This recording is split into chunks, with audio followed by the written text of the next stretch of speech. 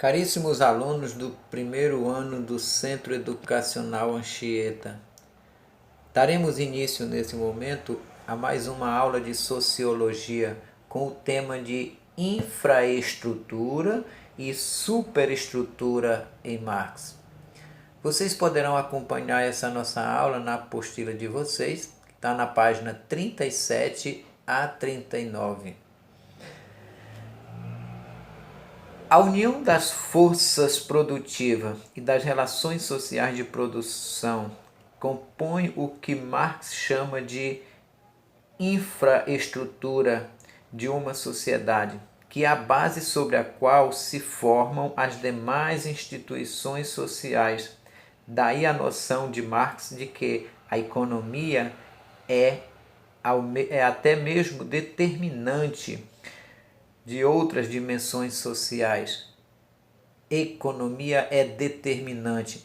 Como assim? Na visão de Marx, toda a sociedade ela parte da economia. Então, todas as nossas interações, relações sociais, culturais, etc., elas convergem para esse interesse, o econômico. Então, seria ela que determina tudo. Vejamos como ele expressa isso melhor. Temos, portanto, a economia no centro, que é essa, por sinal, a produção social dos seres humanos também geram outros produtos sociais como a ideologia política, as visões religiosas e filosóficas, o conjunto de valores morais e estéticos e as representações coletivas, entre outros. Esse segundo conjunto, caracterizado pela sua imaterialidade, denomina de superestrutura. Então, ele coloca assim a economia como sendo digamos assim, o centro, a base onde tudo se estrutura nela, na economia. Então, as nossas crenças religiosas, segundo Marx, elas são uma corrente ideológica para atender essa necessidade econômica, a estrutura, assim como se faz a política em relação à estrutura econômica, tudo está relacionado a ela. E essa superestrutura, portanto, ela vem a ser o que? O conjunto caracterizado pela sua imaterialidade social. Dessa forma, entende-se que é a infraestrutura, a base econômica que produz a superestrutura. Como assim? Para Marx, não é a consciência que determina a vida, mas a vida que determina a consciência, o que nos leva a concluir que a infraestrutura é que determina a superestrutura. É complicado aí, porque a superestrutura ela vai influenciar para que as pessoas assimilem a estrutura. Então, a superestrutura é um conjunto de ideologias que se encarregam de alienar ou, digamos, controlar a população em relação à estrutura. Então, digamos, manter todas as instituições e indivíduos em consonância com a estrutura que é o econômico. Então, a superestrutura é a rede ideológica, o conjunto ideológico para manter as pessoas alienadas à estrutura.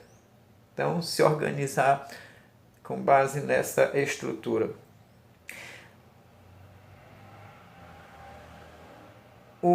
As normas, os valores, os sentimentos, os modos de pensar e de agir da sociedade são um reflexo das relações entre os seres humanos para conseguir os meios necessários à sobrevivência.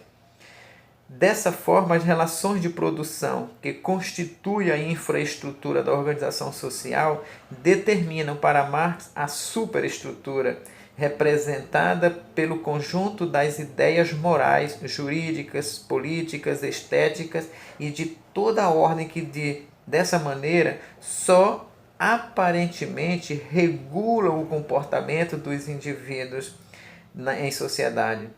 Nessa concepção de Marx, a organização social e, consequentemente, as formas de comportamento e de convívio entre seres humanos dependem de sua posição no processo.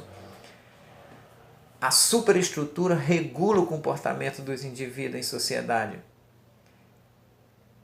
Aí, dependendo da posição do indivíduo nessa estrutura, ele já vai determinando aí, portanto, a sua propriedade ou não, quer dizer, se o cidadão tem propriedade ou não tem propriedade, logo os proprietários não proprietários. Os seres humanos, portanto, eles são diferenciados em classe. Então, de acordo com a superestrutura, os indivíduos tendem a aceitar sua posição social. E de acordo com sua posição social, eles já passam a agir nessa estrutura que é a economia. E dependendo da tua posição na estrutura, o sujeito já tem, portanto, determinada a sua situação de classe. E a superestrutura, portanto, ela vai organizar isso. Quer dizer, tratar de forma que os cidadãos, os indivíduos, percebam essa organização como sendo algo natural e não como algo socialmente planejado. A sociedade capitalista.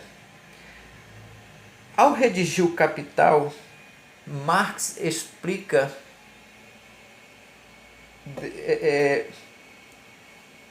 decide analisar a sociedade capitalista por considerá-la a forma de organização mais desenvolvida de todas as sociedades e a mais variada de todas já existentes.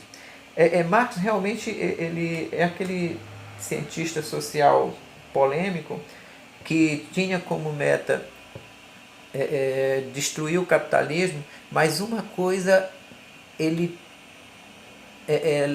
tinha razão. Ele dizia, a sociedade capitalista é sem dúvida a sociedade mais, digamos, não competente, mas a única sociedade que provou que a humanidade é capaz de dominar a natureza.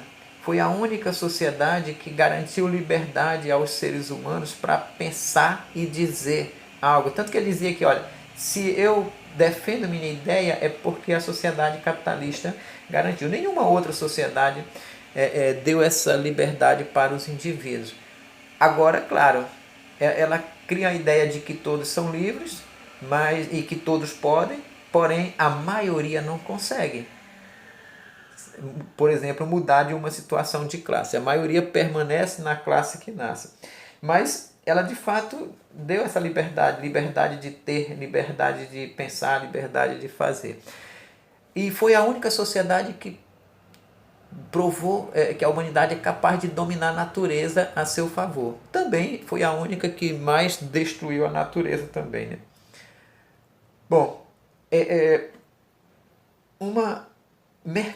a mercadoria é a forma elementar da riqueza capitalista. Toda a riqueza ela passa a ser vista na mercadoria e não mais no bem-estar da população, do indivíduo, do cidadão, ou no tempo de trabalho dessa pessoa, mas é a mercadoria. Quer dizer, todo o meu trabalho ele passa a ser valorizado na mercadoria e não pelo meu próprio trabalho, o trabalho em si.